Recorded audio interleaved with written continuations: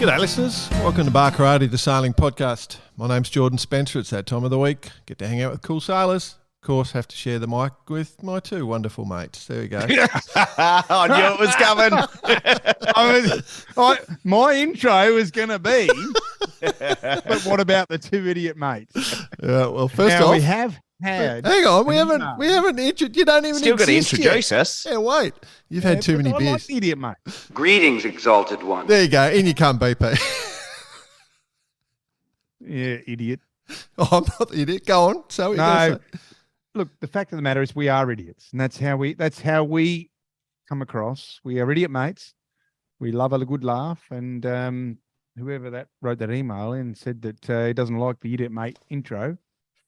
Well, not quite sure what to say. Yeah, well, that was our mate, Graham Stewart. We'll talk about that one later on. Hang on. Let me bring in the other bloke. The other idiot mate.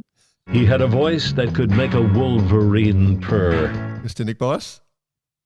Yeah, thanks, gents, and bravo, Graham Stewart. I was reading that little comment, and are we going to talk about this later? We can do it now if you want. Now. Yeah. For the listener, it's kind of like Emmy season here in Oz at the moment. It's award season, there's some awards coming up with Australian sailing, and we'd really like to get to the top of the rung. So actually, you had us thinking, why don't we actually do a bit of promo work ourselves? So between the three of us, back and forth, up and down, JU wrote a bit of a what do you call it? A bit of a profile. A profile about us. So we've had a lot of people asking, you know, they've got to write. We've been nominated quite a few times, but no one really quite knows how we promote and what we do. So I just wrote the profile about us, which basically, if people want it, they could copy it and paste it. That was it. That was pretty much. And we put it back and forth and put it on the website. So for the listeners, just go to barkarate.com if you want to nominate us for the whatever category you feel is welcome. But it's like we're asking for it. But essentially, we put a few paragraphs back and forth. It went via a few systems, came back, and then you put it on the book, Jordan. I did. Just reached out and holy crap and balls. It started a good debate. It got, well, I wouldn't call it a debate. Discussion. I actually got a bit of warm and fuzzy from it. Plenty of warm and fuzzy. Looking at all the comments. But I must admit, I had a wry smile when Graham did write in and say the only thing he didn't like is, and I kind of took that as a bit of a, he didn't appreciate myself and BP being called idiots. Well, that's what I thought. Yeah, and I saw your comment there, Jordan. Here, copy. Yep. And bravo to you. Yeah. On the intro. So yeah, playing it good there. Which is good because I mean there was a lot of fun stuff that was sort of thrown around, and I was quite into it. Just seeing all the different things coming up, you know. I think. And just for clarity, for some people who wrote in, it's 100% serious. 23% of the time. Yeah. That is the exact number that we work to. The issue is that everyone has to understand when the crossover is between 24 and 23%. No, that's right. And we didn't step over that line, neither did our listeners. So thanks very much to our listener base. It was quite heartwarming. Well, the one thing I did laugh at is Rob Cooman, who's a Tasmanian guy that we hear from regularly, and 5'2" Tasmanian in flare pants with the flare pants. That's it. Came in the sport late at 42. Bar Karate's given him a lot of insight and knowledge into the sport I love. Haven't missed a pod yet, unlike BP.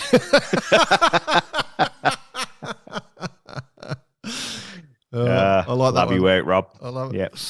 Anyway, it just proves how serious our listeners are. Yeah. Yeah. So good. Anyway, enough of the circle jerk. To measure my hours, and I'm happy. Let's move on to the guests. Absolutely. Okay. Our guest tonight is a good one. They're all good. We love them all. We have spoken to this person before. She was on episode 74. Came in as a pair of young ladies that were going to try and set the first round island record attempt, which they actually went out and did a great job. This lass has been very, very focused on just getting ahead and making it and throwing everything on the line. We love bringing people like this onto the show just to talk about, what they go through, to give anyone out there with the thought process of what they have to go through. And we've recorded this one. She absolutely lays it on the line. One thing about our friend is she loves sharing information and loves a good chat, like any good Irish chick.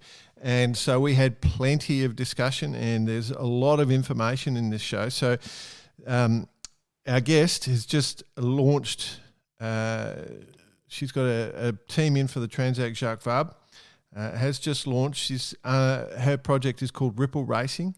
They're part of the Cap Royale program, and talks about how that's benefiting them and how they got that. And we're very excited to have on the show Pamela Lee. Thanks for having me back, guys. Welcome back to Barkarati. Exactly. From Memory Jordan, episode 74. Oh, how did you know, boys? Hey? You're on fire. Yeah, I know. Yeah. Go good at. Hey, hello, Pam. How are you? I'm very good, thanks. And how are you, lads? Yeah, we're fired having up. fun. So we wanted to get you back on because you've been busy since we last spoke. It's been a while. So, we're a couple of years, more than 2 years since we've spoken. You know, you've been deadly determined at that stage, and you've just progressed further and further. And we just wanted to follow up on some of the things that you've been doing. And just sort of get our head around it. The last we saw, you were going for the Round Island record attempt, obviously, and completed that with Kat. So that was great fun. Yeah. Oh my gosh, is it 3 years now? Something like that. Lose track. Well, we have a saying in Australia: "Job done, tick." So job done, tick. Yeah, a little bit. Actually, I should integrate that back in. I wonder if we can get a French version of it. But yeah, it does feel it. Well, the French, it's just like bah oui. I don't know. Bah oui. It does feel a little bit like that. It is a bit of a tick and move on. I do try at the end of every season to kind of look back and go, oh, geez, did some sailing there. Yeah. It's amazing amazing when you look back and think about what you've done for the season and what you're putting into the future, which is the big thing. So we're going to talk about that, but it's pretty cool. The round island attempt, which was pretty cool to watch, and now you're moving forward. Yeah, well, the cool thing about the record, attempt and then record, just clarify. Actually, it still stands, so that's cool. we did have Tom Dolan sneaking over there to try and nab it off us. Well, actually, Tom went over to try and do it because I chat to Tom a good bit over here. He's been super helpful and forthcoming in France because he's been here for ages. A fellow Irish in France. And he went back over with his Figaro to try and nab our record, but the old wind gods weren't in his favor. Also, like I did point out to him, I was like, "Well, Tom, we did it in November, like so. If you're doing it in May, A, it's not the same, and B, maybe the wind gods aren't quite as hefty at that time of year. So we've still got the record." Yeah, and well deserved too. But the thing that jumped out off the pages for us is Ripple Racing into the Class 40s. There's a bit going on in your world, actually. There's been a lot going on. And so we just wanted to sort of touch in, particularly into Ripple Racing, because it's I just don't want to I'm going to have to get this right because I don't want to get in trouble. The boys will give me. So Tiffany Ragueneau, is that correct? Yeah, well, I will be very honest with you and say I'm pretty sure at times I'm still saying it wrong. So it's like that, but just with a French twist. Tiffany Ragueneau. Go on, Jay, give it a go. Yeah. Tiffany Ragueneau. Do it with an Irish lilt. French. Speak French with an Irish lilt. I try not to, but I think it's. Love it. Anyway, so you've got Tiff. We can go with Tiff. You and Tiff are together. You got a class 40. Yeah. You're working towards. Everything's come together for you. You're doing the Transat Jacques Vabre. You've been given this opportunity through the race organisation. From what I understand, there's been a bit of funding there, and you're having a red hot go, and all the other things you're doing. So I just want to get into that. Let's rip in and find out what's going on. Tell us what's going on. Yeah, definitely. So it's funny. It's one of these things that's like, 2 years ago, I think I just kind of finished the round down on that, and I'd moved into France, and was kind of decided that this is the place that I needed to be. For me and progressing my career on. And I had a good look at kind of the options around, and I really liked what was going on in the Class 40 fleet. Just looked like a very cool, interesting place to be because the boats are cool. There's a lot of innovation and stuff there. So although the Figaro itself is obviously an amazing place to be for training and stuff, I do like that kind of boat progress, performance type of thing. And I think having come from like IRC boats, having a few more sails to choose from, play from, that select side of stuff, I really enjoy, and it feels like that kind of stepping stone onto the bigger stuff potentially.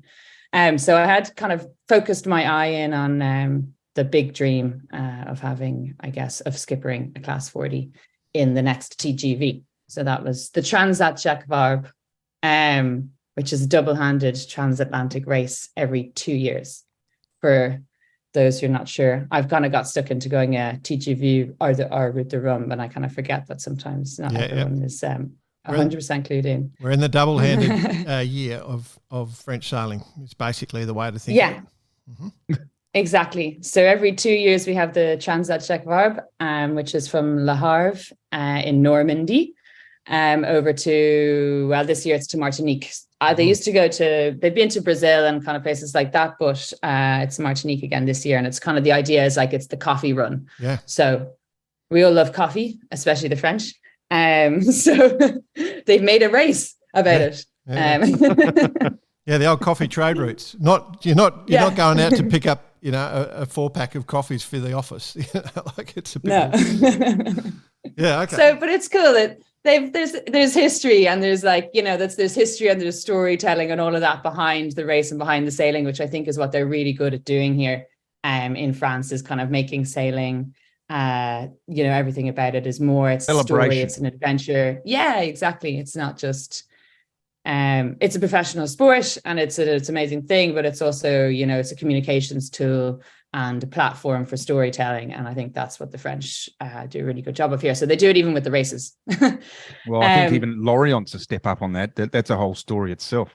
Lorient. You come here and the museums and the giant faces of sailors who've done this and this, the Wall of Fame.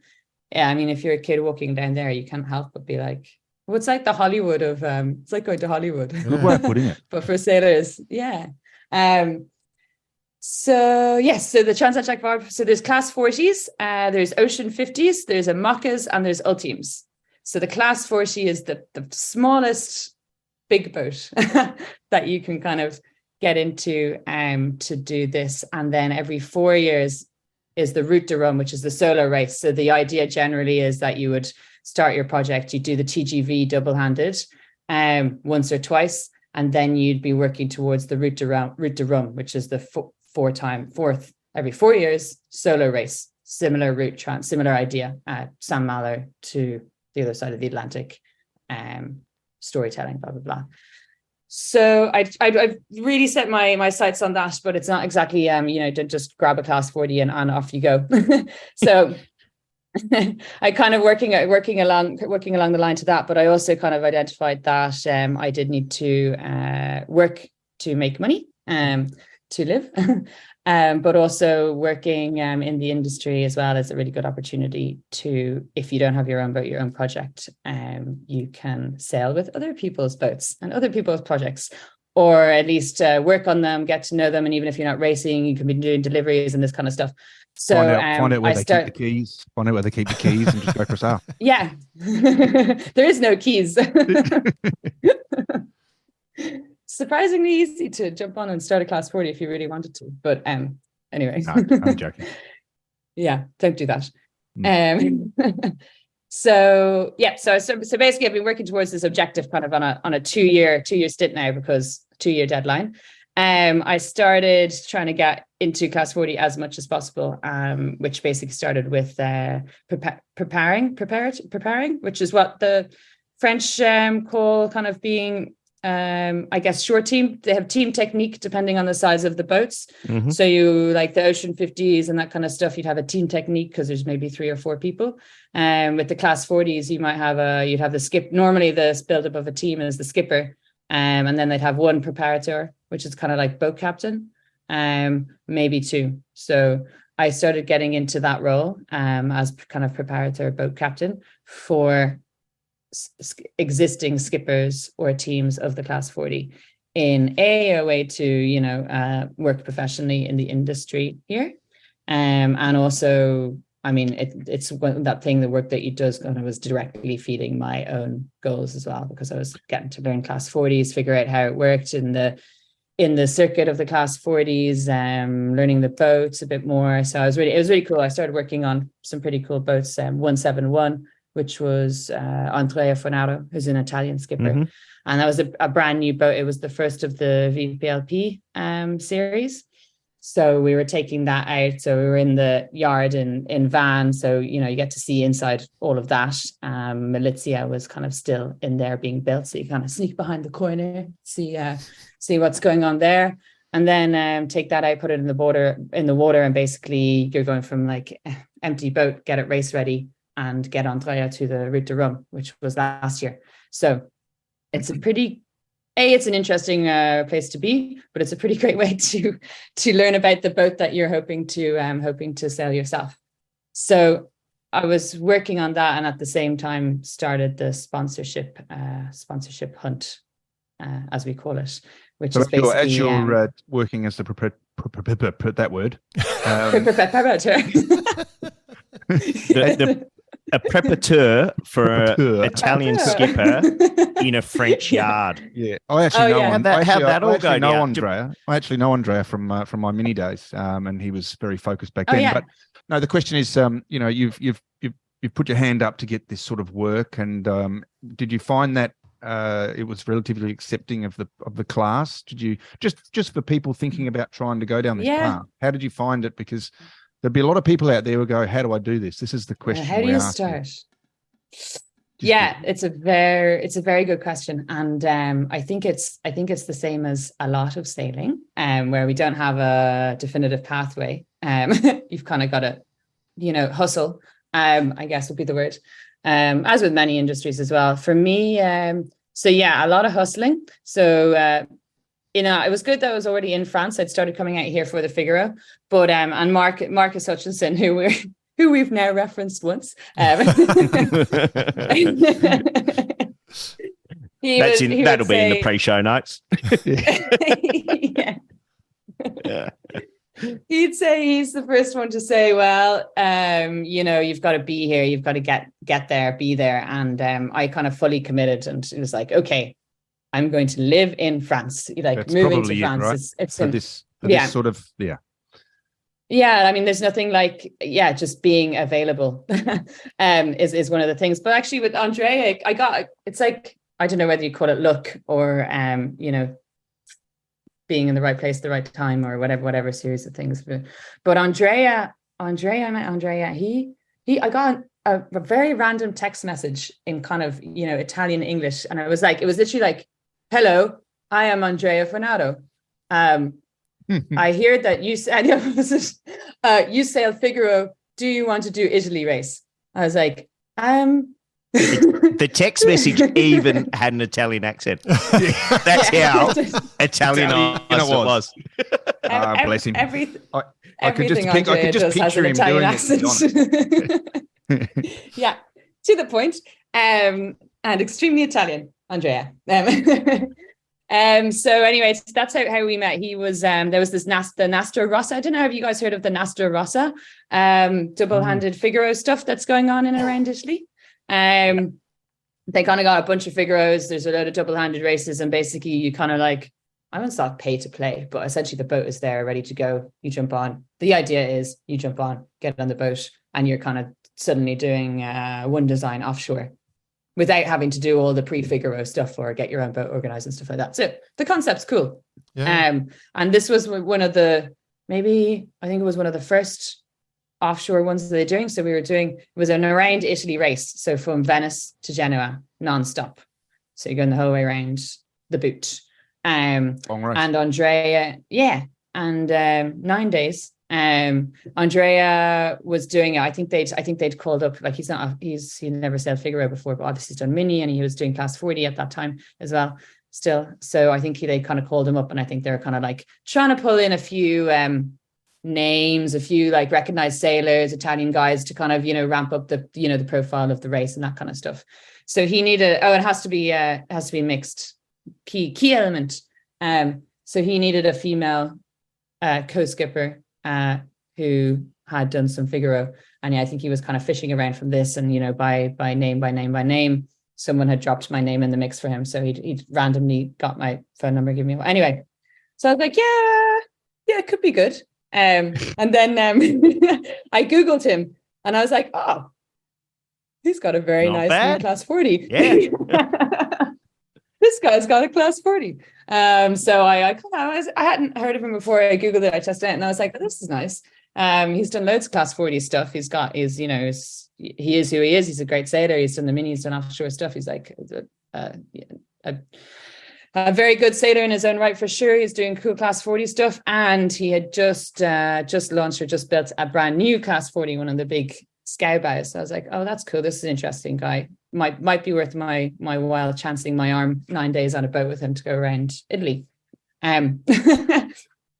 So it all kind of materialized, and I basically rocked up to Venice with like a giant bag of Figaro parts, which is actually a terrible idea, because in Venice, like it's cobblestone, so you're walking the only way to get anywhere is like walking around cobblestones with the bag. And anyway, we rock up in Venice and we have all the Figaros there, and I meet Andrea for the first time. What was it, like 2 days before we're going on our little nine-day adventure?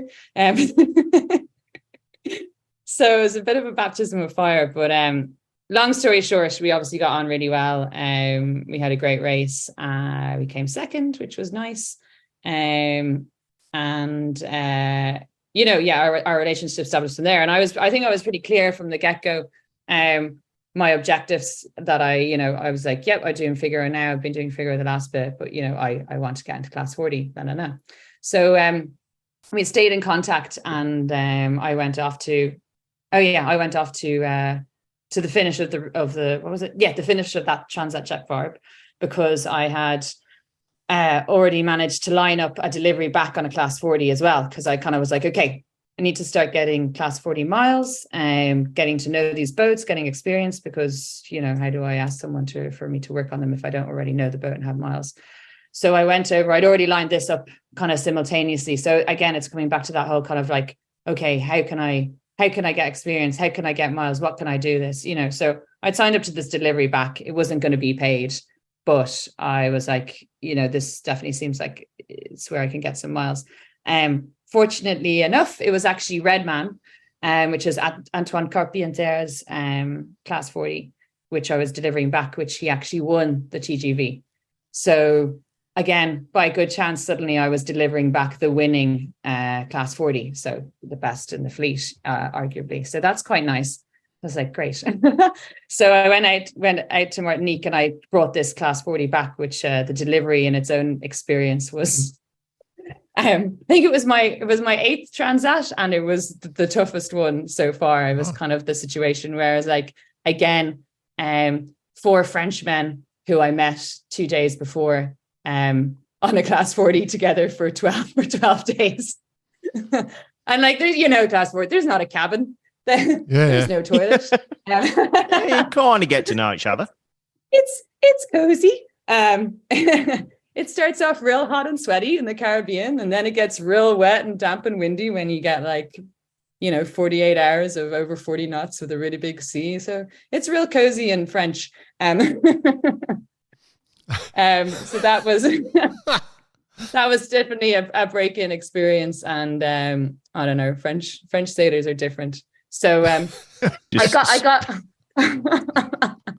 No, yeah, all I can say, and I'm sorry, but I've been a bit tainted from a few non-French sailors that we've spoken to, who have said, yeah, they're probably just sitting back in the cockpit smoking a few burners. I didn't want to like jump right into it. We won't mention names of the skipper, but it was a case of like the longer the delivery went on, the more weed was smoked. And it did come to the point where you're like, because I was on rotation with the delivery skipper, because actually the other two guys who were on didn't have any experience at all. So I was actually the second in command with my limited class 40 experience that I did have. But I guess I did have offshore miles. So, but never been on a class 40 before. And the other two guys, one was a mate of the skipper, and the other was this young guy who'd like, I don't know, who'd sent them a text message and was being like, hey, yeah, I really want to do a Transat. And they're like, okay. So there was the four. Cool. So there was the four of us on the boat. Two guys definitely had not been really offshore before. Me and our heartsome skipper leading the charge. So I was on second watch. So it was like I was rotating with the skipper, so that one of the more experienced people was on watch at all time. But it was definitely getting progressively more difficult to wake him for my 3-hour changeover. I know. And then gradually wakes up and you're like, oh God, I mean, maybe I should stay awake for a little while. But then on the other funny thing was as well, they decided that we weren't going to do any leafalooza, no dry food. So I was like, okay, cool, great, no dry food for 12 days. That's fine. Why eat dry food if we don't have to? But what are we going to eat? Cheese. So what are we going to eat? Cheese and coffee. Yeah. Because you've got heaps of coffee. Well. And tinned goods is what I learned. So we stopped off in one of the French islands to go to the supermarket and bought like a massive supply of kind of like these giant jars of, it's like pre-made chicken, poulet, duck confit, like that kind of stuff. So like a pre-made meal of like cooked chicken or meat on the bone still in like a kind of couscous sauce situation, but like in a tin. So it can definitely have been on the shelf. So you open it up. So you open it up. Dust on it. Yeah. You open it up and then you got to pour, like, get it like this and shake it and hit the bottom of it. Yeah, gloop, gloop, gloop, gloop, gloop, like a gloop, can gloop, of dog shake, food. shake. Very Don't good. Yeah. Careful shaking it above, otherwise a chicken thigh could just fly out and hit you in the nose. Yeah. Yes, exactly. So a lot of that, but then you got to reheat it, right? Yeah. So I was like, okay, cool. Well, I'm sure they've got a plan for that. I'm so enthusiastic at this point in time. So there was a plan for that. And the plan was to construct in the center of the boat a kind of a gindle galley situation, because of course, class 40, you don't already have a gindle. That's what the word is, isn't it? For like the gimbal kitchen. Gimbal galley, yeah. All those things. A gimbal. So yeah, so the plan was to construct a gimbal in the center of the class 40. So to get it was a big kind of pressure cooker pot thing. Yeah. So it's like a pot that you can like screw down. Those pressure cooker pots, you can screw down the lid so that the air doesn't get in, and I guess maybe it can't spill as well. And then we got a load of wire like from a hardware store and kind of constructed. So there's like, this hanging system from right in the center of the kind of over the keel in the center of in the middle of the class 40. So you kind of got where we're sleeping around. So kind of like a caveman's fire in the center of the boat where we can gather. And which is next to the head. Yeah, exactly. So I'll tell you now, the minute that tin food thing was suggested, I'll be down the dock to the next boat. There's no way I'm going. You can stick that up your jumper. Well, I really needed to get some class 40 experience. So anyway, we had this kind of open. Anyway, we constructed the gimbal swinging pot of chicken death. So there was like at times kind of this like open flame in the boat whilst we cooked our brew. So anyway, that was I got through that. We completed that. Good experience. Did my class 40 thing. We got as far as the Azores, and then after hanging out there for a while, this was also all mid-COVID as well. So it was still like super hard to kind of fly and travel anywhere. We still always had to have all the, we had to have a test to get on and off anywhere. So we ended up we had a nice Christmas in the Azores before we decided that in fact the weather window wasn't coming. So we were leaving the class 40 there and off we go. So I got the delivery there, and then a few days later, Andrea called me and was like, "Okay, so I see you've done this delivery with the class 40. So obviously, class 40 now." And it was a very good one. So obviously, you're now ready to go. Would you like to come out and start working on my new boat? It's working on a new gimbal stove. Yeah, exactly. I also don't like beef producing. The home of the poulet de confit. Yeah. So that was my kickoff. The combination of meeting Andrea, being pretty clear about what I wanted to do, and managing to at least get some experience on the class 40.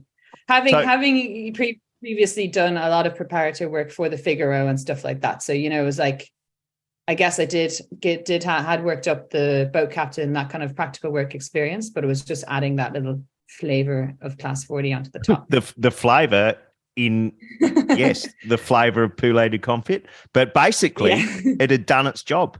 So the sail with Andre, obviously, then the experience with the 40, which then led to the phone call. And possibly if you didn't have that experience, maybe the whole thing could be a different story. So bravo completely. To canned food. That's what I say. Yeah. and homemade wire gimbal stoves. Yeah. Get it done. So it's kind of when it's like that thing of looking back. When you look back, it's the perfect example of, okay, try this, trying to make the experience, and then the stars may align. And they did. So that was also really cool because it gave me a real good. So I had the job essentially. So it gave me a real good excuse to be like, okay, now I've got this thing in France. So now I can really go and commit to France, because when you have that one reason to be there, you're not just kind of rocking up and kind of going, hoping. Hello. Especially we were starting in January, especially in January, everyone's in the yard and stuff like that. So if you don't kind of have, as you said, if you don't have that one gig or that something to kind of get your foot in the door to give you a reason to be there, it is a bit tricky to just kind of rock up and look around, maybe during the summer when there's stuff going on, but winter everyone's doing. So that kind of got me there. And that was really cool working with Andrea, and he was really open with that. And it was myself and another young Italian girl, Margarita, who was working on the boat as well. And she kind of took on the role of very much the more technical side of the boat prep. And I was kind of more the sailing performance side. And then when we got the boat going, delivery skipper and co-skipper for Andrea for some of the races as well.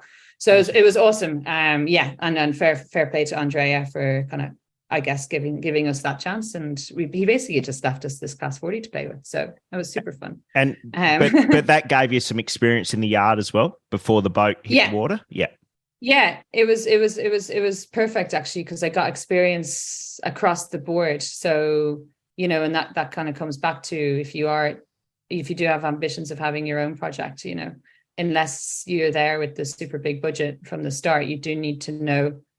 Well, it's project management as well. So you need to know what goes on in the yard, in the yard period and all that kind of stuff. And then you need to know how you get your boat ready to race. And then all the background work that there is. The racing itself is obviously actually a small part of all the absolutely bits and bobs and things that go on behind it. So getting to be on that project from that early stage to Route de Rome, it really got like that full curve insight, which was awesome.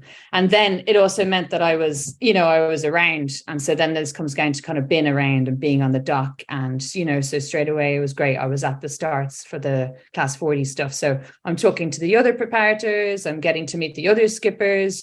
You've got your ear open the whole time. You're hearing about boats, and even at that point I was already like, okay, well, what boats are going to be, what boats are going to be for sale after the route to Rome? What boats are going to be available after the route to Rome? Because the market on the Class 40s is getting more and more, like that fleet is just growing of its own accord. So it's also about being on the ground and kind of figuring out, okay, well, maybe this boat's going to be available, maybe this, da-da-da-da-da.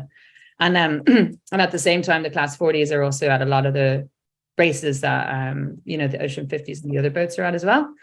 So then you're still kind of on the dock, you're mingling with these teams and that kind of thing as well. And you're in the mix.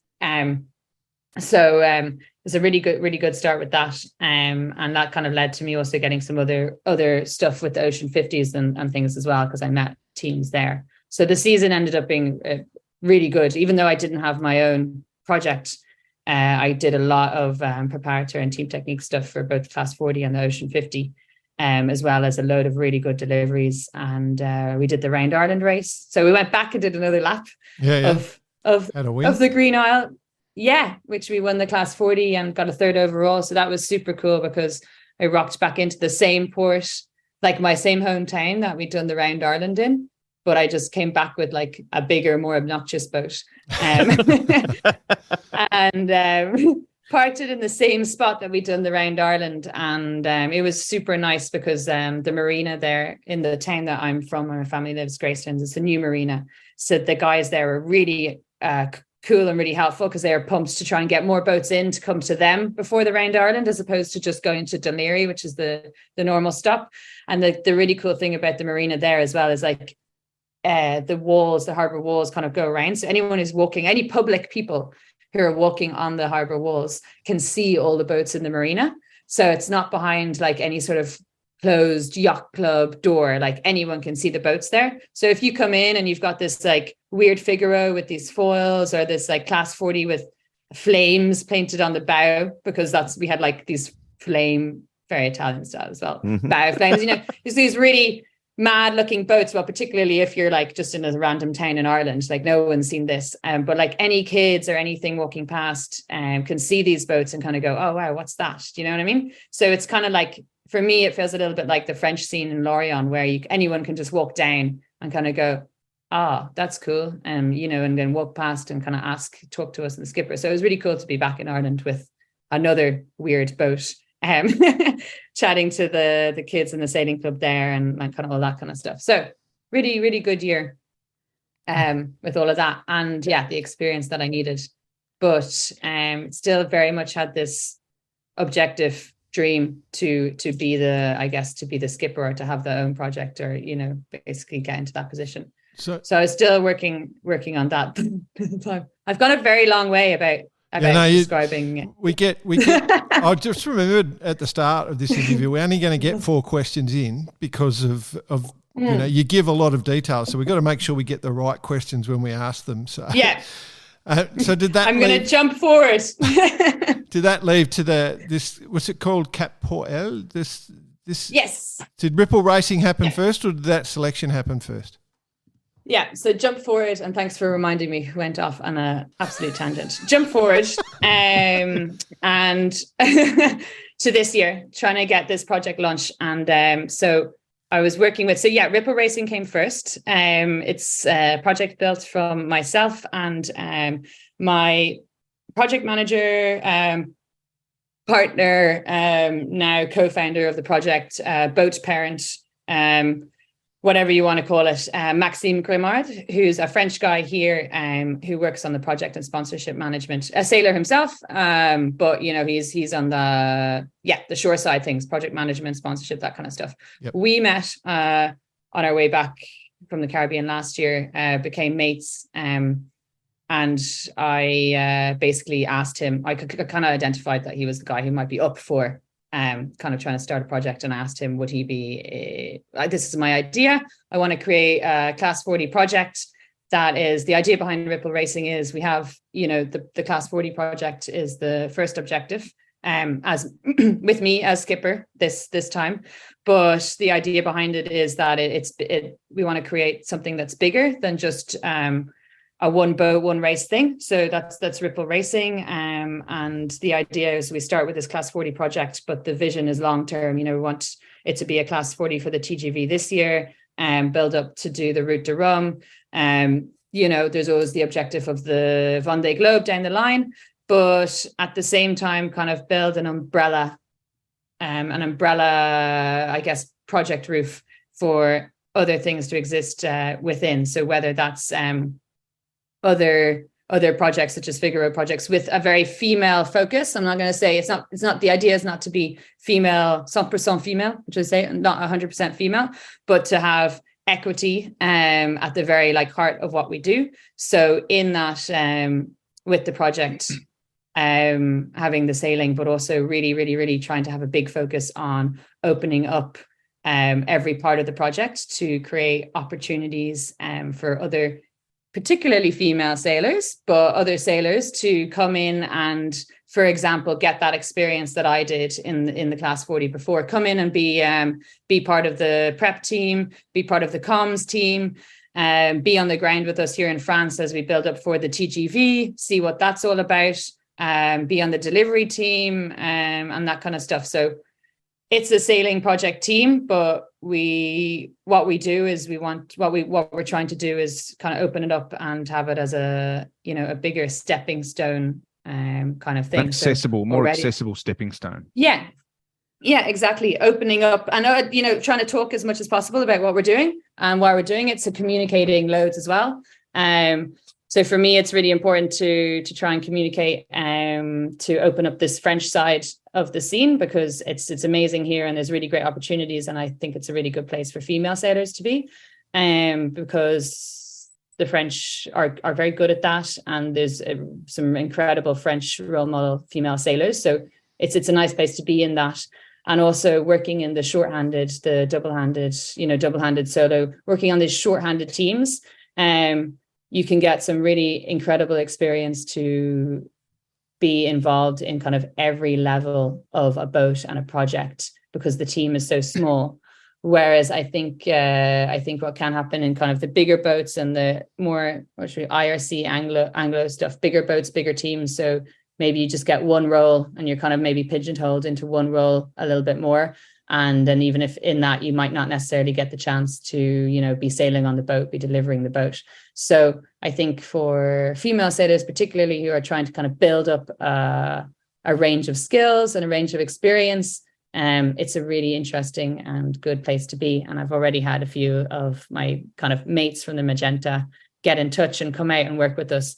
And they just love the hands-onness of being on a super small team, but it's like a high performance boat, the Class 40. Obviously it's a really high performance boat, and you have, a lot of the same kind of systems. We have halyard locks, that kind of stuff, but it's still simple and it's a really small team. So getting involved in this sort of project opens up, it opens up a little bit of everything that, either you can take onto your own project afterwards, or can kind of give you a lot of the tools that you might then use to try and work with an AMOCA team or something else later. It's like a super stepping stone boat, but it's the same thing of how do you get that first bit of experience, that first foot in the door?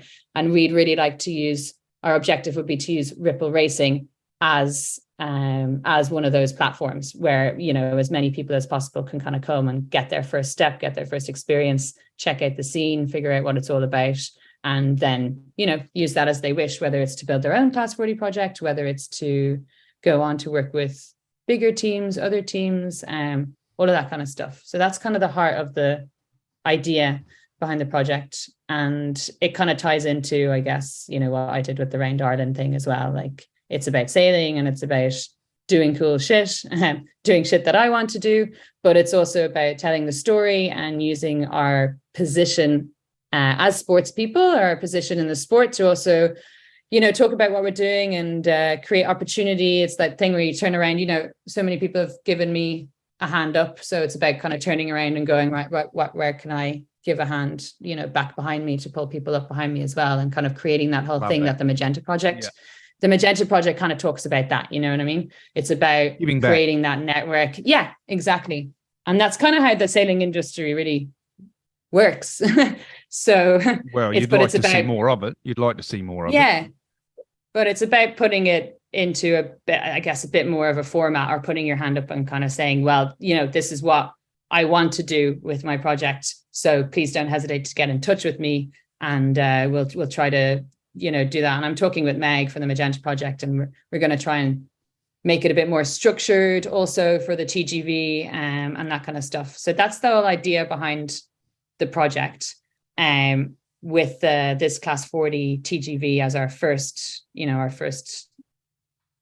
into it. Pam, do you think by having the likes of the Magenta Project, having 2 female skippers, it gives you a bit more of a platform to tell the story, as far as not necessarily getting support, but more getting not the monetary support, but getting the support from the French, getting the support from people to come and help out, and getting you to the start line at the end of the day? Yeah, well, there's kind of it's been really interesting. A second part to this question once you've answered that. Yeah. Oh, okay. Yes, I think it does, and it's kind of like it's that thing where so females in sport, female equity, female sailors, female in sport in general is very hot right now as well. So, it's a thing, and it's a topic that a lot of people, if we talk frankly about it, a lot of people want to jump on board. And I think a lot of it is, in sailing, when you're looking for sponsorship or with anything, it's kind of about identifying what your storyline is, or what is your catch. Do you know what I mean? And, at this point in time where we are, the catch is, 2 female sailors. And people do like the story, and it is a little bit more interesting, or just a little bit different. And we are really trying to, so we do get a lot of comms support. And that's the other thing is, so this cap Corel, which is like a cap for her, is a cap, like, when you get a cap paying for an Irish football team or something like that. I think that's the concept. Yeah. So it's the second year of that, and it is a grant project, I guess you'd call it, run by the organization, the Transat Jacques Vabre. And they give a grant of money, the entry fee to the race, project management support and media support to a team of 2 female skippers for the Class 40 who have not done a Transat race before, excluding the mini. So you can have done the mini Transat, but you can't have done, so there's a level of, they're trying to cap the level of experience, so you have some experience, but you haven't done this. So that was an open call application. So Max and I decided, we definitely need to apply for this, but I need a female co-skipper. Because the TGV have obviously identified this. This is a really good storytelling thread. People like this. People want to get on board. So they've identified it, but also obviously it's still good for building equity in the sport. So we needed a female co-skipper. So we went on a little search for female co-skipper. And I was definitely like, okay, 2 internationals is a little bit too international for the French. It's a French project. It's a French grant, They like the international thing, but I don't know if they like it that much. So I definitely need to have a French co-skipper. So I kind of, this was all thought through and planned. So how do we win this thing? Okay, we need a French co-skipper. Grant. So through many people and Tiffin, we found Tiffin. We got in touch. She was available. She was keen. She was in the right position in her career, trying to get the next step up, trying to move forward. But she wasn't too experienced. In fact, Tiff had never been in a Class 40 before this season. She'd done double-handed Figaro stuff, but she'd never been in a Class 40. And she's done a bit of some offshore double-handed Figaro stuff, but she's very new to the Corso Large, the very offshore stuff. She'd never been in a Class 40 before. So definitely a huge jump up for her too, but she was up for it. She, it was like, okay, a French female sailor who's got experience, but not too much experience, who's available to sign up to a hypothetical project that potentially isn't going to pay you, but could take up a lot of your time, are you ready right now to do the application video and kind of all of that stuff? So that's how it came about. We did the application, which was a video PDF application and then an interview, and we won. So that meant that Tiff and I were officially teammates for the TGV. So with the Caporal, we get 40K to get the project going, the entry fee and that. But so back to your question with the kind of interest and media interest, like, yes, what we're finding is that the media interest in us, with the addition of the support from the Caporal, which is the TGV, because they're also activating their contacts and kind of selling us, you know what I mean? So our media support is huge. Like we've got a load of articles and everything like that kind of, you know, after the announcement and that. And then we have a media partner, which is a woman's French magazine out here. It would be like, not like Vogue, but like Marie Claire, but like a very, not a sports magazine. We'll call it La Vogue. La Vogue, but not a sports magazine, like a very mainstream female media magazine is kind of following us for the whole season. So that's cool. Really cool. Yeah. We had the journalist and the photographer on the boat, you know, she had a glittery bum bag with her the entire time. Yeah. And we took them offshore for a night and, you know, there was puking. Love it. The whole night, in hindsight, a full night was not necessary. But anyway. I think it was. Then they go and go, these people are absolutely crazy. Mentalers. So we're getting all that media support, and which is really, really cool, and the storytelling and everything, which is great. And it's in media that's not just, you know, your normal sailing media, which is all kind of part of it. It's trying to talk to a bigger audience and open up what we do. And also that's really key for sponsors, because you can be like, okay, well, we're reaching beyond the sailing audience, because at the end of the day, you know, whatever figures you give for sailing, it is still a small sport. It's not like, so you're not playing the figures game with sailing, you're playing the storyline game. So with the media and stuff, yeah, super interest. I've done so many interviews in French now, that it's refreshing to be chatting to you guys in language. I'm never really sure whether they understand. Yeah, probably still get the same level of trying to interpret between the Australian as well. But the actual, so the second part of the question was, you're obviously driven to perform as well. So where do you draw the line between all this media commitments and everything else that's going on, which is easy to go down that path to build a bigger profile, to getting you and Tiff just out on the water, sailing the boat, bums on the gunnel, so to speak, to make sure that you do as well as you can? That's a really good question, and actually like quite a refreshing question, because I think I've had, to be really honest, like an absolute baptism of fire. I was like, yeah, okay, you know, I've run boats and I've skippered stuff before, but we won this grant, and then suddenly we're like, okay, here's go. We've got what the Caporal has done is put us in the position to get the project started. Okay. So it's 40K. To put that in perspective, that doesn't even cover the charter. It's amazing. And without that money got us to, you know, got the boat in the water, got us to get things signed off, and have gotten us to this far in the season, which is we've just done our qualifier race, the Normandy Channel. But it's not running a class 40 project budget. So where all things go, we've got the boat, we've got an amazing boat. We've kind of had that organized in. We can now put the boat in the water and start doing stuff, but the budget is super low. So we're doing stuff on a shoestring, and we're trying to preserve this bit of cash like as long as possible until the rest of the sponsor deals come in. So suddenly I have a boat that's gone in the water. But it's gone in the water after sitting on the ground for, 6 months and having just done a route to Rome. So yeah, it's essentially, there's no big things that need to be done, but there's a whole lot of work that needs to be done to get the boat up, race ready, as with any boat. So you're kind of commissioning this boat back into action. But we don't have the budget, we don't have the budget for a preparator. So I'm the preparator. So I'm jumping. Okay, cool.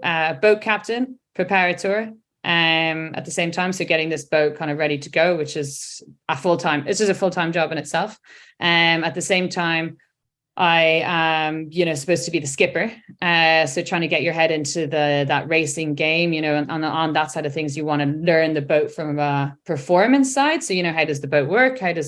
What's my sail lect? Does the sail lect match the boat? We've got a pile of sails here. Need to put them all up and see what they look like, which I've got 3 spinnakers, which is which, and how do I know, and how does this work? And just the bare bones of getting to know a boat. We're sailing it double-handed. So, you really need to know the boat. And then I've got Tiff, who's my co-skipper, super, super honest, intelligent, active girl, but also she's never done class 40 before. So I've got to learn the boat enough to be able to then teach her the boat whilst get the boat prepped and everything like that. And Tiff is still working. She's actually a veterinarian.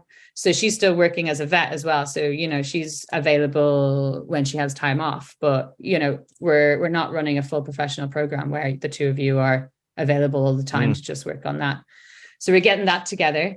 And then at the same time, you've got all this, you're kind of going like, okay, well, we still need to find sponsors. So we've got to communicate. We've got to be sitting on the phone in sponsor meetings. I've got to be sending out reach out emails. We've got to be, we've got to make an Instagram program because everyone wants to see your Instagram. So now we have to make an Instagram account. Okay, now we have to put stuff on the Instagram. Oh my God, I need to make a reel. And you're like, I know I need to make this reel, but it feels really insignificant beside the fact that I also need to get this boat around 1,000 miles. Yeah, check the 3 spinnakers and in a few weeks' time, take this boat around 1,000-mile race course with Tiff, without anything breaking, A, without anything on the boat breaking, and B, with us in a position so that we're not going to break anything on the boat. But yet, I'll get on that reel just in 2 seconds. You know what I mean? So, yeah, as you said, it's a really, really tricky balance, and it's something that I've been trying to figure out and kind of struggle with since the moment we put the boat in the water, is kind of that balance between being a sailor and trying to do yourself justice as a sailor and do the thing that you want to do, which is the sailing. And finally being in this position where I've got a boat and it's now my chance to work on performing and being a race skipper. Yet there's so much other stuff that needs your time and needs to take up time and is super important as well, because if you don't do that, then the other thing's going to go away. So so it's been a really tricky balance. And then I guess that's why, you have a bigger team and a bigger project and you have someone doing comms. And that kind of stuff. And that's where having Maxime has been absolutely invaluable, because, then we have to set up a business account to run the project through. We have to set up a bank account, all of this to receive the funds to pay the boat. So you're essentially setting up a startup company at the same time. Add on layers of French paperwork. And there's quite a bit on. So in that respect, I asked for it. Yeah. And it all started with a can of puck and chicken. Damn it. Yeah. And the gimbal stove. And the gimbal stove. What I do with that gimbal stove now. Yeah. Exactly, yeah. So if a sponsor, it's amazing. Without Maxime doing that, it couldn't happen. Being here and being non-French and figuring out how to launch a project whilst literally having to also, get myself into a position that I can skipper this boat as well. Because it's a big jump up for me too. Wow. I've done a lot of that sailing and stuff like that, but it is the first time that I've been in this lead skipper position with the boat, with the class 40, there is some pump behind that boat when you get it going. Back to that question earlier of, talking about immersing yourself into the industry, you could say that you're fairly driven to get to this point. That's true. Yep. It's you'd that, have to agree but with then, but I think any sailor, right? It's so worth it when you get out there. Tiff and I, we our first race, the Armen race. We just did a first kind of tester race before the Normandy Channel. And, we are so stressed before, like, just it's nerves as well. It's that stress of everything, all the noise, plus the like, gotta go say them. And I've got Tiff, who relies on me too. So, but we get out and the start, the gun goes and you've started, that relief of pressure when the 5 minute goes and you're like, with any sailing race. And then you get across the line and you're just sailing and you're like, Tiff and I just looked at ourselves and we were like, this is really I don't have to make a reel. Yeah, the reels come later. This is really, really, really cool. The first start line, it was awesome. We all started we had the code 0 up and it's just like a big reaching start. And, you've got all these guys around you who are incredible sailors and, you're going as fast as them, you're keeping up with them and, and you're the boss. Love it. You and Tip, yes. like you've got your own boat and your own project. And it's that real feeling of nothing's going to happen unless we do it. No one's going to tell us what to do. Like it's down to us to make the calls, make the decisions, make this boat do what we want it to do for the next 3 days or however many days. And it was a really, really, really, really, really, really cool moment, that first race. Obviously, and then the same I was going to say, obviously getting the grant has been a sign of acceptance, from the race organisers. How about the class itself? Are they have they been helpful? Have they been supportive of you getting in there? Yeah, and you're exactly right. Like the Caporal, what it gives us as well is like it gives us that stepping stone bit of budget to get us going, and it also it gives you a big tick. Like it is literally the race organisation, so it is that kind of like, look, we're backing these guys. We believe that they can do it. So you should too. That's kind of the angles of the sponsors, right? But so it is. It is. No, that's a cool way of putting it. Yeah. The class 40 fleet is a really nice fleet, and the organization is really good, and there's a really nice little community there, and good support. And even leading up to the Normandy Channel race, there was ourselves and there was another, I guess what you call rookie team of girls who had also applied for the Caporal, but hadn't won it, and they were there. They were there as well. We muscled them out. And they would have less experience even than us. And I know that the race organizers, because our start for the Normandy Channel race was like, was one of those things where they're moving the start earlier because the conditions were, it was really windy, messy sea state. So it was a tough start. And I know that the race director, went to see the girls and, just checked in, made sure they were good, that kind of stuff. So there is a lot of that in the class 40 fleet. I find it really nice and really welcoming. Vanessa, who's the director, secretary, you can shoot her an email and ask her stuff, and it's really forthcoming. There's kind of WhatsApp groups and never another WhatsApp group, but where people just will message in questions, all of that. So it's really nice, and it's really opening, and it's really cool. Once you've done a race or two as well, you kind of feel a bit more like in the position to have the skipper chats afterwards. So again, it's like being in that position where you go out, you race, and I've come back and I've got, a million questions, but they're really pointed questions, or, I know exactly what I want to ask the other skippers and stuff now because you were there and you've been in the race. So it also changes all of that experience, being in a position to have. So the way we see it is we've got this ripple racing. It's on the water. It's happening. Yeah. You're pushing yourself to the big event. You've got everything in line. You're pushing hard. Yeah. The last little bit of the puzzle, as you probably have just touched on, is financial, is support, is searching for support. How do people get in touch with you, and what is it that you're requiring? Because ultimately it's about funding. So in a real quick sum up, what is it? How do they get in touch with you, and what are you looking for? They can get in touch with me very easily through my Instagram and that kind of stuff. Pam's Reels. Do it. Pam's Reels. Yeah, Pam's Reels. And chicken recipes. So Google stove extraordinaire. Yeah. So if you want like just a quick reach out, everyone's on Instagram. We have the Ripple Racing Instagram now, and my personal Instagram, which is Pamy Free, and it goes for female set. Anyone who wants to get in touch with us can always send us a DM. I'm so down with the lingo. Yeah, a DM. I don't even know what that means. Yeah. I always Don wondered Manolo. That's a good chicken shop in Lisbon in Cascais. Wait, well, I'm like now that you say it, what does it stand? Is there direct message? and a Ripple Racing website? We don't have a website yet. I have a personal sailing website, which is Pamela Sailing. And then also my email address, which you guys can put in the show notes or give out or anything like that. But I would say, shoot me an email.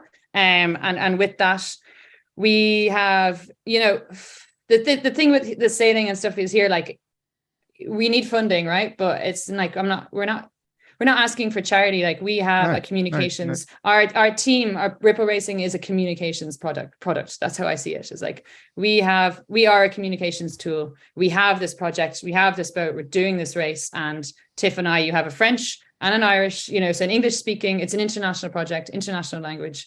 2 girls who are super up for it. I'm very happy to communicate. So it's a comms opportunity. So we have a full sponsorship deck, all the info, all the stats on what you can expect to get out of being involved in the project. Whether, there's different tiers of how you can come, whether it's the naming. We don't have anyone naming our boat yet. Do you know what I mean? So someone can come in and name the project, name the boat. That will be your team on the start line. You've got different levels of sponsorship. We'll put this on the via our socials, because I'm looking at the deck now, which is very well done and very to the point, and I can see you speaking to it as I'm just going through it here. So definitely worth a look. We'll put that up on the socials for everyone. Just follow that up for us. Yeah. And I probably have an updated. That's the thing. We're updating it all the time because we get new media on board, and now we've qualified the Normandy channel, so we're updating it, what we can offer. But basically, it's like we have packages essentially. So there's different tiers and levels that a company or an individual or whoever wants to get involved can come in on. And depending on the level, the financial level you want to be involved, you get whatever back. So for instance, we still got the boat naming to be given. So you can name us, name the boat. And if you want, brand that boat out to the nines, however you wish. And, that's you, that's your boat, that's us for you on the start line with all the comms. And, with that, the TGV has a 10-day race village. So you're coming to the race village, you're having all the crack, you're meeting the skippers, we'll do a boat naming ceremony. You'll have the tickets for the behind the scenes. Go check out the Amakas, go check out all of the fun, build up, energy, connections, excitement, business opportunities that come with a huge lead up to a huge sporting event. That's kind of what the TGV offers. And again, on the other side in the Caribbean, which is always fun.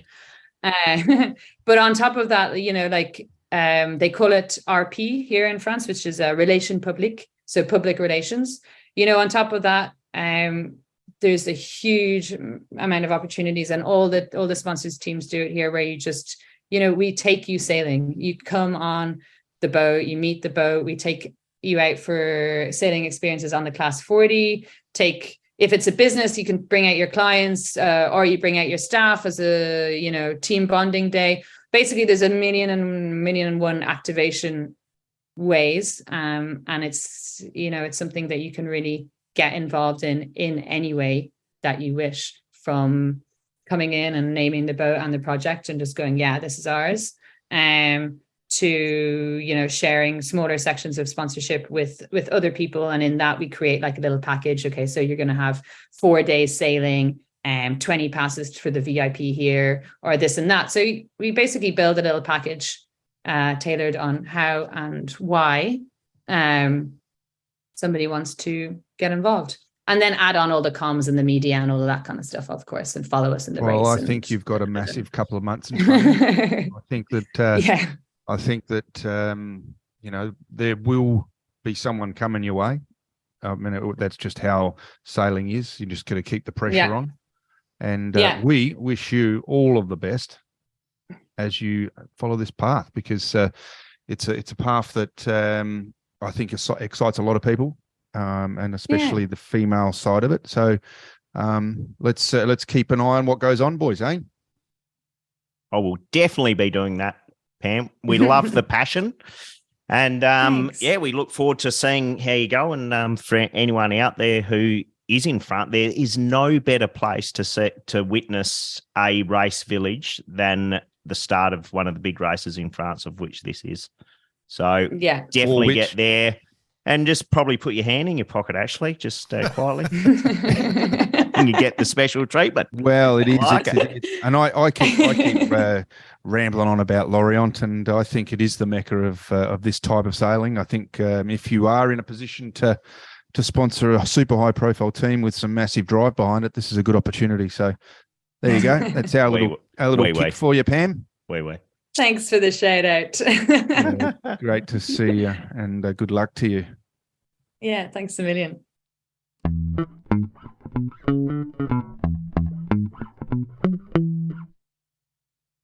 What a great story. Just literally, we'd spoken about it before, and that whole thing of just being there and getting it done. And this is an absolute carbon copy of that, in the sense of being there, being seen, picking up the broom, taking the opportunities as they come. And here she is, leading her own team, ready for TJV. Picking up the broom. Just make it happen. Yeah. And but one thing we didn't have time to speak about, and we're going to have to bring it back here, but speaking about the famous project. Yep. Which is a full female crew having a crack at the Jules Verne. Yep. On the old team we didn't IDEC. Get time to talk about it, did we? No. So, of which Pam's part of, along with a host of other very well-known sailors within the world, and who legitimately can have a solid crack at the Jules Verne. So we saw that come through. When was that? Just came through during the week. Our good friend Dee's part of the team. Yep. Plus a host of others. So, we list them. Sarah Hustrater, who has been on the show, along with Dee, of course. Elodie Matru, Joan Mouloy, Marie Roux, Marie Tabali, of course, we'd love to get her on the show at some point in time, and Helena Darvali. So fantastic. We're going to talk about that in more detail at a later point. But Pam, wishing her and the team great success, and we'll be keeping a close eye on it. Do you reckon we should give her a call, like kind of mid TJV? I think so. She might miss about 8 jibes if we ask her more than 2 questions. Gotta go. Jibing.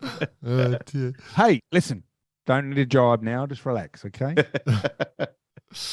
No, but listen, fantastic. One of the big things is that we talk about pathways on the show, and we talk about how to get to these positions, and this is a perfect example. How driven she is, how focused she is, and just what it takes to get to where you want to get to. That's probably the key to this whole thing. Indeed it is. Yeah. Cool. Let's go into some other news, club events. I've got a few, unless you guys got anything you want to jump in with first at all. Oh, no, you go, and then I'll tell you if you've stolen the thunder from the hot time. Glasses on to look up on the latest research. Okay, we got an email from Dom Keane. He's just letting us know that the US Youth Champs are currently on at Roger Williams University in Rhode Island. For those who've never been to Rhode Island, it is the centre of sailing for many in the US. It's their 50th anniversary, first time in its history. It does not require an invitation, so it's open to anybody or attend. And this year, 270 sailors. They've been live streaming every day of the event, and he sent some videos. It's at Comex Bay Sailing Club. I don't know Comex Bay. No, I take that back. I've mixed up my two. Hang on. Yeah, so it's at Roger Williams, Rhode Island. So 270 sailors having a grand old time. Go to that. That's a cool one. The Comex Bay Sailing Club is in Canada, which is Adrian Johnson. Canada? Yeah. And just to quick shout out to all the Canadians or Northern Australians for Canadian Day yesterday. Yes. Bravo to you. Hey, I've got to tell you a funny story. I went to the footy on Friday night, the AFL, and I sit down and I took my family there, and I'm sitting down and I get this, hello, how are you now? I'm sitting next to a family from Canada who thought they'd go and see the AFL football for the first time. Oh, yeah. How are you now? Did you welcome them? Are they living at your house now? No, but it was very funny. All right, pitter patter. Bit better. All right, so then the other one we got was from Adrian Johnson. So Comex Bay Sailing Club, they had he sent an Opti video through from all the kids doing their regatta there at Comex Bay. So the juniors getting it up here in Northern Australia is how he titled that. So that's pretty cool, which is great. It's a good name for a boat, actually. Getting it up. And then I got another one from the Flying 15 Hong Kong crew. Sent through a link. Just they were having a regatta and I've lost it, so I feel really bad right now. Where is it? Flying 15s. If I find it, it's disappeared. Okay. Anyway, Flying 15s were having their big regatta in Hong Kong. We went to the Flying 15s. We gave them plenty of coverage up in the Worlds, and I feel really guilty that I've lost their link. So, fail on Jordan's part. That's all right. We'll follow that one up next week. Yeah, right. Absolutely. So, what are we in events at the moment, or what? Yep. Any events you want to bring up, BP? Yep, around the island today. Yep. Oh no! Don't hold it. Hold on that one. Hold that for hot time. Okay. How about foiling week? Yes. Currently underway. Yes. The 10th edition, mind you. And for me, my key, sponsored by Tesla. Oh, interesting. Just something that just slipped across the desk. I thought was quite interesting. But a whole bunch of people having a hell of a good time. Lake Garda. Can I just say, for the listeners, so cheers@barkarati.com, our email. Speaking of falling week, Jamie Mercer, mate, you've done an awesome job. You're in Lake Garda. You've come over the hill. You've seen all the boats. You've gone for a look. You've taken some photos. You sent us 50 million emails with the same photo. And then you I don't know what you did, my friend, but you've put your email on repeat. Fucking, what's the word? He's pocket emailed us. The same photo. It's spam. We've been spammed, and we've had to put the spam filter on you, my friend. It's hilarious. I don't know what, but if your data usage has skyrocketed, but that's why, because you said I wasn't going to say anything. I thought that you guys would sort it out, but I'm glad you brought it up. Yeah. Because I've seen 35 images of the same boat. No, but good little initiative, let's say. For doing that, so love it. Yeah, thank you very much. Not knocking for that. it, believe me. Yeah, we love it. Jack Lloyd Listener of the Week, kids, about us responses we mentioned, which was the Graham Stewart thing.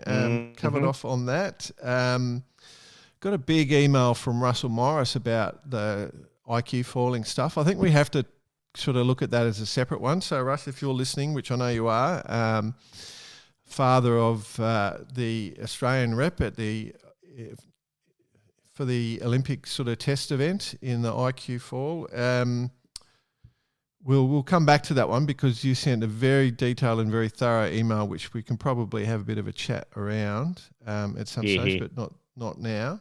I think Jamie Mercer, for just the sheer number of emails, has to be the listener of the week. All right, well, we can do that. It's just that every time I got an email from you, I thought, oh, fuck, I'm going to get a cool photo here. No. All right. The same photo of a little boat with pink foils. Yeah, that's it. All right, moving on. Yep, moving on. Well done. Ole, ole, ole, ole. Feeling hot, hot, hot. It's hot time with Bice. Feeling hot, hot, hot. Now it's time, boys. Right. There's a bit of a theme. I've got a couple of themes for this week's segment. One, let's go with where has all the wind gone? Yep. Well, the wind has gone to Sweden, my friends. That's where it is. Why? What's So happening? the RC the 44s, they have been called off with a solid, at the moment, solid 30 knots pumping through. In preparation with our next theme is all the round the island stuff. The Gotland run is about to be run and plenty of breeze. So that's looking like a good one. So, and sticking to the round the island race, another round the island friend of the show, Xavier Dua, the island of Australia, he is set back off in his little vessel. Yep. I have refired up the Komodo Joe. The brisket's back on. There's no pressure on him now. So I'm looking forward to seeing him in about 10 days' time. Yeah. For that, man. Well, looking forward to some photos there, Boise. Sticking to the theme, round the island, BP. Oh. Back to you, my friend. Oh. Well, here we go. Glasses on. Poked himself in the eyeball. Well, see, I'm wearing some glasses that don't really work. I don't know where I found them, but one eye's not quite as good as the other. But anyway, look, the round island race, I got a special mention to my good old mate, Nick Bonner. Nick Bonner has come in second place in the GP 42. Oh, that's good. Dark and stormy. Oh, that's good. The owner is Ian Atkins, and they've got themselves into second place. It was won by a Volvo 70. Yes. The ex-Giacomo, I'm guessing, by the looks of its livery on the Giacomo, yes. On the sales. Boat name has come in as TSC Shu USS2. Yep. Two. So anyway, they've won, Noir for third, but no. Look, it's a great race. I mean, can you believe how many boats was it? Couple thousand. 1,000, whatever. 1,000 plus. Yeah. I mean, this is getting up there with that other one. The Barcelona. Yeah, correct. I mean, so talk all about those boats on the start line. Up. Oh, fuck, here we go. Yeah, right in the middle of the Solent. So that's been a cracker. So that's kind of done us with the round the islanders. But in other news, in regards to just what's not going on, that's probably more the question in yachting at the minute. Is we've had the OKs, definitely worth a mention. Yes, has been won. Yep, by Henry Weatherall, UK Henry Weatherall. Yep, he took it out. Sweden Edler second, France Lebrun in third. But for what was a very light regatta, say with the Moss that were around the same area. Isn't it? Now we got the OKs. They've had a cracking week yachting. Yep. Bloody yachting, hey? Bloody yachting, hey? I love it. Love it. That's why we do it, BP. Bloody yachting, eh? Yeah. Yeah. So congratulations to the OKs, which is super cool because good on you, okay? Yeah, you did okay, you blokes. Well done, okay. Their world champs are here next year, I think, at RQ. Yeah, good. Oh, I just up near you again. Okay. Right, now, you buy. Sorry, that wasn't a. Oh no, I was just laughing. A work on that. But does this mean you'll be getting an okay if they're at RQ? Nah. Given Why given not? what's just transpired in the last week or so, Mr. Jordan Spencer. No, I can't. You've been put under a bit of pressure. I can't. I hear lately from the Fin Association. Yeah, the OK Association doesn't have Phil Chadwick in this. Yeah, but do you realise that the OK is actually designed for a normal-sized person? Yeah. They're a great looking boat. But why don't you get one? Well, I don't have any money left. How many BP. single-handed boats one man can have? Yeah, how many boats do I need to own, BP? You can only sail a Fin and an OK together. You can't do it together. No, that's right. I told you I was going to run a 2-boat program, and I've got 2 boats in the garage now, so I'm done. Yeah. Cool. You're just a garage collector. Hey, that's it. So the last one I've got to mention here, boys, is the Transpac, she is off. On. Yes. Well, I wouldn't say it's off or on. I'm just having a look at the tracker now, and I see the mods have just started. Yep. So by the time people listen to this, they have a look at the tracker themselves. They'll be well on their way, but they're currently doing about 3 knots. So there must be 0 3 wind knots at the start. You're not in, you're not out. But the other couple of waves are well on their way. The first wave is probably not quite halfway, but so we'll just see how that all transpires over the next week or two. Very cool. Anything else in your little world? Oh, I must admit, I didn't write my run sheet too well because I've got shit everywhere on this. Well, I'll tell you what you've missed. First off, Contender Worlds are underway now in, I think they're in Denmark or somewhere because I cannot read the language. 1st to the 8th of July. Underway. Yeah, they're in Denmark. No results have yet been published, but they are off and away. So good luck to all the competitors in that. As I said, I cannot read too much, but if anyone wants to reach out and give us some background information, we'll happily take it on. Bossy, I don't know if you're aware, just to bring up one other thing, the ocean race finished and was won this week. Yeah, well, I thought we could move that this time round. We could move that out of hot time. We can talk about that in other news, of course. Well, let's just talk about it now. Yeah, we shall. It's massive, isn't it? Really. Let's first off, before we go on to where you guys are going, I do want to congratulate in the 65s the Wind Whisperer racing team who had their win of that leg. We got a lot of friends on that boat, and a lot of people that have been guests on the show. And it was Daryl Whistling's the skipper of that boat. We haven't had Daz at Big Whiz Bang on yet. No, we have not. And he's a great man. Of course, the Lisbot is on there. And another bloke we haven't had on is Wendy Harmer. Wendy. Yeah. Otherwise known as Phil Harmer for those out there. That's going to be a good one, Self Harmer. Wendy Harmer. But there's a predominantly Polish team, by the looks of just the numbers Zs and Lisbot. And S's and W's in that. The name. So anyway, congratulations. Right, now let's move on to the Mockers. So we saw it during the week, of course. The jury handed down their decision and essentially gave 11th Hour a second position in this particular leg, which, regardless of what happened, meant they won the race. Gives them a win overall. It's exactly how we calculated what average points should have been. Oh, how good are we?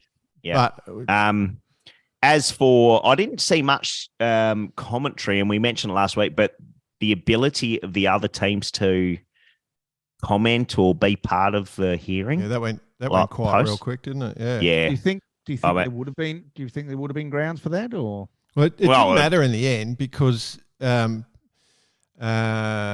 way the results finished on that leg, even if they were given just 1 point, 11th Hour was going to win no matter what. Just whatever average points they were going to get, 11th Hour was going to win. It was the perfect outcome for the race organizer and the jury. They didn't have to have any stress because it. And to top it off, how's this for timing? And Sci-Fi, what a beautiful job. So the morning of that jury announcement coming out, that all happens, and then picture this, 5 p.m. You couldn't get a better timing for 11th Hour to arrive in Genoa, just to really kick into the celebrations. Oh, could you imagine it? Scripted, well scripted. But congratulations. I wanted to get Sci-Fi on to be the first quadruple Barcaradian. We might. I reckon we should. We're definitely going to reach out to the team. We haven't spoken to Francesca on the show, and she's fantastic fun to chat to. So, we should. Yeah, good call. We should actually maybe try. Put it this way: at time of recording, I doubt we would be getting anyone. Yeah, we leave them in peace. That's right. We want them to have their fun. Based on the let's call it the grand finale last night. Yeah. In Genoa, which would have been one fantastic event. A lot of weight lifted off a lot of people's shoulders. And, celebrate your heart out, teams. Yeah, Yeah, good on them. I mean, what did we think? Were we happy with the overall? Did we love the ocean race? Did we hate it? You know, like listen, we're very biased. I'm a fan. I'm a fan. Yeah, we are biased, aren't we? What I want to do, I want to see more boats. I mean, yeah, I think that's happening though, is what I believe. Yeah. You know, I think the world wants to see more boats. I think, you know, is it an AMOCA / world or an ocean race thing? You know, that's the big question here is how linked are they going to be? Is there going to be teams that are going to focus on the ocean race? Is there going to be teams that focus on the AMOCA race? I think it's good that there's two races that give the same boat, you know, the opportunity. Yeah, I think it's smart. They've probably done the hard yards. Yep. And we obviously followed it just because we're kind of looking at it every single week. Yep. But for the majority, how hooked can you get to seeing 4 or 5 boats going around the world? We won't see the 65s again. I fully doubt that. No. But maybe they've done enough now to show to the AMOCA or the sponsors within that world that this is a worthwhile thing to do. And hopefully that's the case. I want to repitch an idea. You know my ideas on this, Bice. That another division. One of the weaknesses is that it's not weakness. It's just one of the nature of sailing is that people who run big companies that would sign off on sponsorship generally take the money and put it into their own boats, right? Which is fair enough. You know, it's their business, their money. And one of the ideas that we had at the time when we were working on the race is to try and introduce where teams could just join for the legs, you know, and had an open division. So, you know, your maxis could do 1 or 2 of the legs so that the owners got into the race themselves. They got to see how big and popular it was, and then they'd come in with sponsorship. And even for some of those major, like the Transatlantics and things like that. Yeah. Yeah. So to really get a feel for it. With the success of like the Swans, you know, and some of the One Design fleets, you could almost pull like I just thought of Swans off the top of my head, but you could actually almost pull, and they've got great racing, you could pull some of those fleets in and they could have a bit of fun. Full class racing. Yeah, do a class racing division or something. I don't know. It could be. I mean, the other bit is to include some of the major races as part of the race, right? Yeah. So whether it's the Sydney Hobart, whether it's the Transatlantic, whatever it is. Agree with that one. And I mean, and something else. And then they follow the next leg along or something, you know, or even correct. 2 or 3. Yeah, it'd be great fun. But I mean, they're close. They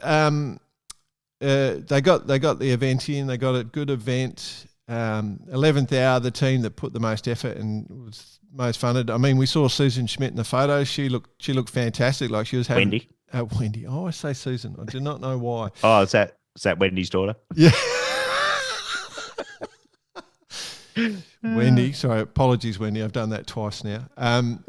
Anyway, she looked very happy with the team, and you know, she is an amazing human being for all the stuff that she's done with the 11th Hour Foundation and what she gives. And you know, you can't deny them their win. And no, 100%. The way they sailed that back half of the race, how aggressive they sailed, they are well deserved winners. So bravo. I cannot wait to introduce Wendy on stage one day, and call her Susan. Yeah, she's in on the joke, and I introduce her as Susan just for a laugh, you know, because she does tolerate. Oh yeah, I remember that from episode 214 on bark riding. Yeah, she's had to tolerate us over a few years, so she's a good human being. Anyway, so well done.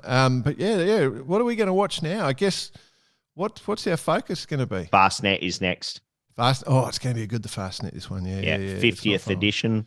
Transpac, obviously. Yep, got the Transpac on. The advantage of the ocean race is, and what they do so well, is by putting reporters on the boats. Now, that's the difference, you know, and we get such good footage off the boats. Now, the French are starting to do it in the AMOCA fleet. We're starting to see that in some of their races. So that's what we need. And, you know. When's the Fastnet? That's August. I like that time frame. So we got that. We got Transat Jacques Vabre coming up. We've got obviously the Transpac going on. You know, you should be all over this, BP. Your little X2 boat will be dominating these events in a short time. Well, just working on it. Yep, indeed. It's a slow burn. It's a slow burn. What else? All from me, gents. All Well from done. me. Plenty going on in the world of yachting at the minute. So I got one some other. cool boats out there. Speaking, Love well done, Bice. Cool boats. Charlie Dallin has replaced a Pivia. Oh, yes. Oh, yes. With a new sponsor, Massive. Yeah, and another flash boat, because obviously he had that. A Pivia was the dominant boat, and things have moved on since that boat was in the water. That boat has been sold, as we know, and BP. We can talk about it, can't we? Scott Shaw's bought it from Canada. Yep, absolutely. Yeah. Canada. Yep. Canada, and yes, is lending it. It's a boat from Canada. Yep, it's chartered it across. Back to Alex Thompson. Yep. Yep. So going on to there. But anyway, so Charlie has gone with the new boat, as you said, Bice, new sponsor. It's a little slightly more lifted bow, looks a lot more like Wholesome, but I wonder how it's all going to go, because that Apivia she was a rocket ship. She was unreal. They just keep evolving. One day we're going to see them eventually fly out of the water and then eventually walk up on land. It's going to be amazing. These Omaka boats, the way they'll evolve. And they're going to turn into humans. Oh, well, I must admit, I woke up this morning Hey, we should do next Bark Rady t-shirt like that. the evolution of Omaka. Yeah, I love it. I woke up this morning thinking about Xavier and his little route around Australia. And route. Yeah, route, not routing around Not Australia. route, no. You don't route around Australia, mate. That's the worst thing you can possibly do. And I was just thinking, one of these sort of third generation falling minis, the low falling minis, how fast they'd get around. That record would be gone pretty quick. So, So it is Anzac biscuits. They'll be going pretty quick too. Yeah, should be pretty uncomfy. And the brisket will be, Yeah. Oh yeah, it's a slow cook. Rightio. Right. Cool. Moving on. No, that's it. Boys. We're done. Done. Are we? Okay. Yeah, done. See you then. Okay, PP. All right. Very professional this week, I thought. Excellent. All right, cool. Next week. That's it. Thanks for listening to us, everyone. Thanks for joining us. We do appreciate you all, and so many messages coming in these days. We love Mate, it. I can't believe the amount of messages that keep coming in. So Let's just tap on it. If you want an event plug, please send it in, because we need more of it. That's it. All right, love your work, boys.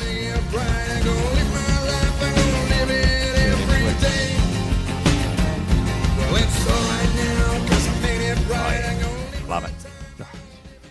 Awesome bit of work.